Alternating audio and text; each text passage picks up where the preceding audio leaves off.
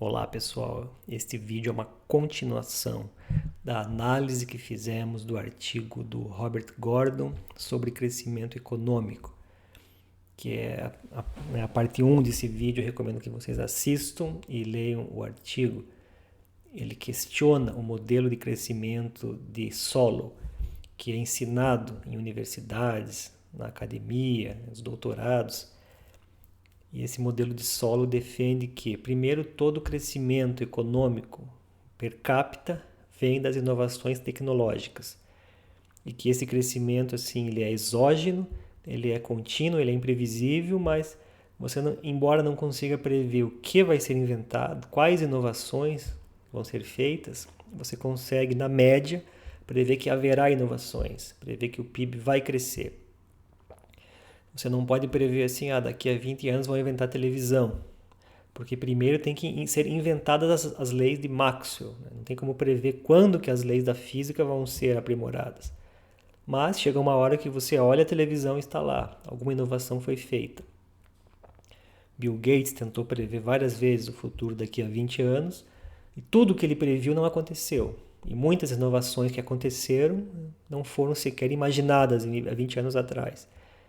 Então, assim, as inovações têm esse caráter imprevisível, mas segundo o modelo mais aceito, o modelo de Solow, elas acontecem, acabam cedo ou tarde nos surpreendendo e trazendo crescimento econômico e bem-estar para as pessoas. E aí no artigo, o Robert Gordon defende uma visão totalmente oposta, que essas inovações foram, na verdade, uma exceção, que quem está olhando as inovações como regra está vendo a árvore e não a floresta. E que a floresta seria que a humanidade passou por muito mais períodos de estagnação, de crescimento muito próximo do zero. Foram séculos, séculos e mais séculos sem crescimento. E só porque tivemos 200 anos de crescimento acelerado não quer dizer que os próximos séculos vão continuar essa tendência. Vamos dar uma olhada então nesse livro aqui, Investindo em Ações no Longo Prazo, do Jeremy Siegel, que é um livro assim canônico, é um livro basilar para quem tem a filosofia buy and hold. É um livro assim, muito bem avaliado, com 970 avaliações 5 estrelas, ou seja, um dos melhores compêndios, sem dúvida, sobre investimentos. Sem técnicas milagrosas, sem segredos, sem ações secretas, mas defendendo que apenas você deve comprar as empresas. Quando você tem algum dinheiro sobrando, você vai lá e investe no quê? Em negócios que no longuíssimo prazo esses negócios tendem a te dar o maior retorno possível. Esse livro tem aquele famoso gráfico do crescimento dos investimentos. Então aqui em primeiro lugar, tudo começa do $1, como se você tivesse no ano de 1800 investido $1 em cada uma dessas classes de ativos. Aí CPI é a inflação americana, IPCA. Quem colocou, quem teve seu dinheiro corrigido apenas pela inflação, multiplicou por 16 o capital. Multiplicou na prática não, na prática o dinheiro que se desvalorizou 16 vezes. Aí o ouro, que muitas pessoas pensam que é aquele ativo defensivo, que supera crises, que seria o segredo para quando o mundo acabar, no longuíssimo prazo ele não tem um atrativo tão grande. Ele é um pouco melhor que a inflação. Mais acima, os títulos. Bills são títulos do governo americano de curto prazo, de poucos anos, e os bonds são os de longo prazo, 10 a 30 anos. Tem rendimento muito maior, porque o risco é muito maior.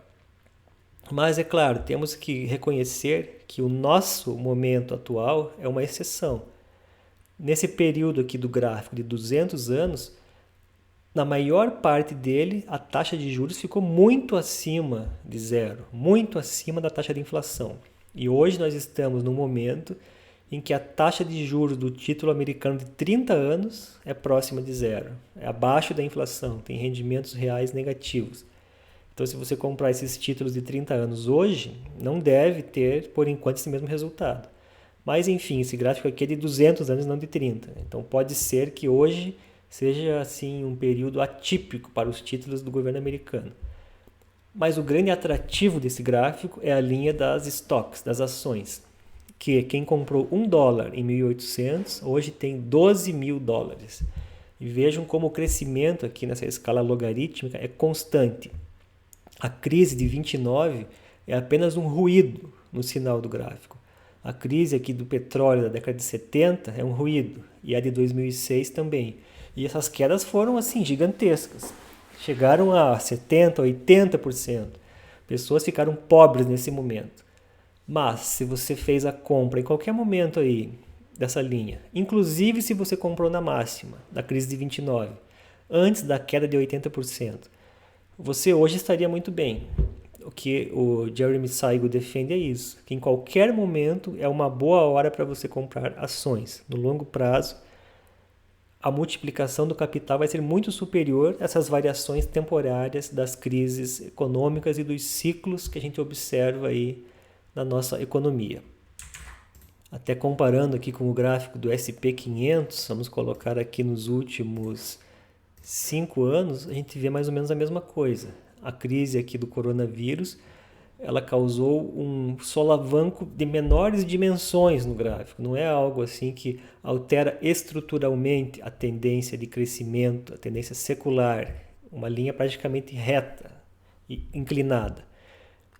Hoje é muito surpreendente, né, que o SP500 esteja em níveis muito maiores àqueles de antes da pandemia. Como que o mundo teve tantos problemas, a economia ficou assim tão machucada e o SP500 está tão mais alto.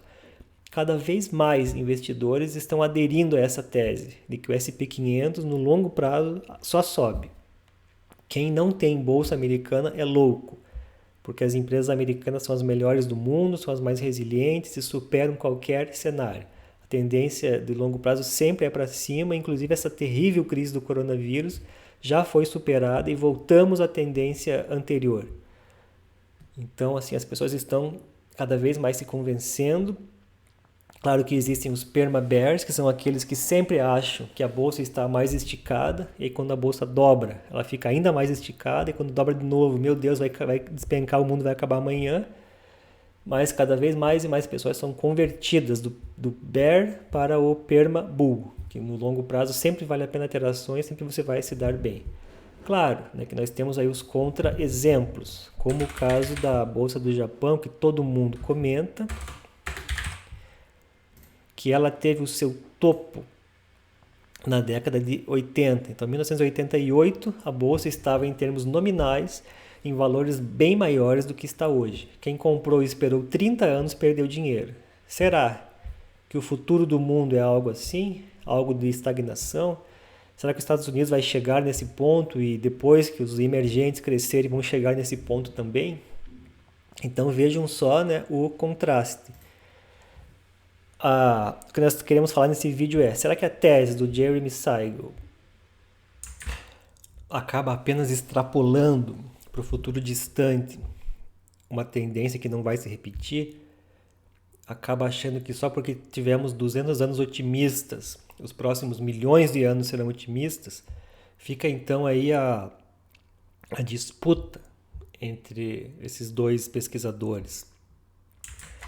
São teses bastante antagônicas. Para o investidor é ruim, porque a gente fica perdido. Será que eu sigo um cara ou o outro que é diametralmente oposto? Mas, por outro lado, para o investidor é bom. É como se cada investidor, com a sua carteira individual, fosse um CEO que tivesse que decidir o destino, né, da sua gestora pessoal. Nós temos que ouvir aquela pessoa otimista, a pessoa pessimista e tomar a nossa decisão individual. Então, pessoal, é isso aí. Deixem comentários o que vocês acharam sobre os dois artigos e qual das duas teses que vocês acreditam mais.